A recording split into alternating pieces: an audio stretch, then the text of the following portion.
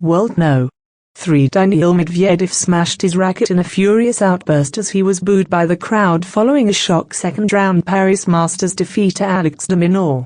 Medvedev blamed the umpire's bad match for his reaction as he was beaten 6-4, 2-6, 7-5 by de Minaur. De Minaur came back sensationally in the third set to record his first victory against a top-5 opponent in his 19th attempt.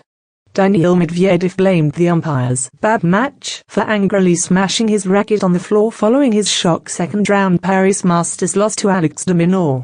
The World No. 3 was beaten for the first time by his Australian opponent, who recorded his first victory against a top-5 opponent at the 19th attempt. De Minaur won the 246 encounter 6-4, 2-6, 7-5 to set up a third-round tie with France's TFO. But it was Medvedev's furious post-match antics that stole the headlines. After letting a third-set lead slip and losing the match on a double fault, Medvedev launched his racket into the court before greeting his opponent at the net and shaking hands, as the Paris crowd booed the 26-year-old for his behavior. When quizzed afterwards, Medvedev blamed umpire Nacho Forcadel's bad match for the loss of his temper.